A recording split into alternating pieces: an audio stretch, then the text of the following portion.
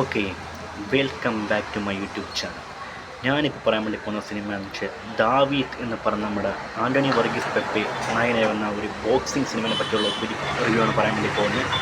ലിജോ മോളാണ് മറ്റൊരു വശം ചെയ്യുന്നത്, വിജയരാഘവൻ, അങ്ങനെ ഒട്ടുമിക്ക താരങ്ങളൊക്കെ വന്നൊരു സിനിമയാണ്. സ്പോർട്സിനാണ് ഈ സിനിമയിൽ നമ്മൾ പ്രാധാന്യം കൊടുക്കുന്നത്. സമീപകാലത്ത് ഒരുപാട് സ്പോർട്സ് സിനിമകളൊക്കെ വരുന്നുണ്ട്. അപ്പോൾ ആ ഒരു കാര്യം വെച്ച് അങ്ങനത്തെ ഒരു ബോക്സിംഗ് കാറ്റഗറി വന്നൊരു സിനിമയാണ് ഈ ഒരു ദാവീദ് എന്ന് പറഞ്ഞ ഈ ഒരു സിനിമ. ഈ സിനിമ എന്ന് വെച്ച് കഴിഞ്ഞാൽ ഈ സിനിമ അത്യാവശ്യം നല്ല ഒരു ബേസിക് ആയിട്ടുള്ള നല്ല സ്പോർട്സ് സിനിമയും കാര്യങ്ങളൊക്കെയാണ്. പിന്നെ ഇതിൻ്റെ ഒരു കഥയുടെ ഒരു ടേൺ ഓവർ, ആ ഒരു ടേൺ ഓവറും ഏറ്റവും പെർഫെക്റ്റായിട്ടാണ് ആ സംവിധായകൻ ഈ സിനിമ യൂസ് ചെയ്തിരിക്കുന്നത്.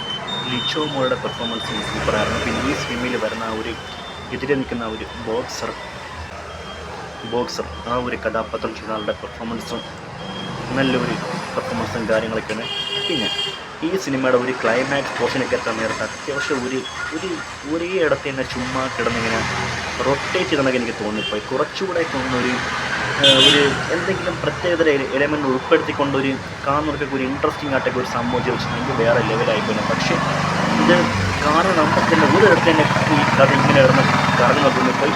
ഈ കഥയുടെ ഒരു ടേൺ ഓവർ, ആ ഒരു മെയിൻ തീം എന്നൊക്കെ പറഞ്ഞാൽ സൂപ്പറായിരുന്നു. പിന്നെ ആ വില്ലനും ആൻ്റണി വർഗീസ് പെപ്പയും തമ്മിലുള്ള ആ ഒരു ബോണ്ടിങ് സീൻസൊക്കെ സൂപ്പറായിരുന്നു. പിന്നെ നമുക്ക് ഭയങ്കര ഒരു എനർജറ്റിക് ഫീലൊക്കെ തോന്നിക്കുമെങ്കിലും പിന്നെ ആ ഒരേ ഇടത്തിൽ കൂടെ ഈ കഥ ഇങ്ങനെ നടന്ന് കറങ്ങുന്ന ഏറ്റവും നെഗറ്റീവ്. പിന്നെ കാണാൻ വേണ്ടി പറ്റിയ നല്ല ഒരു സ്പോർട്സ് സിനിമയാണ് ഈ ഒരു ദാവീദ് എന്ന് പറഞ്ഞ സിനിമ.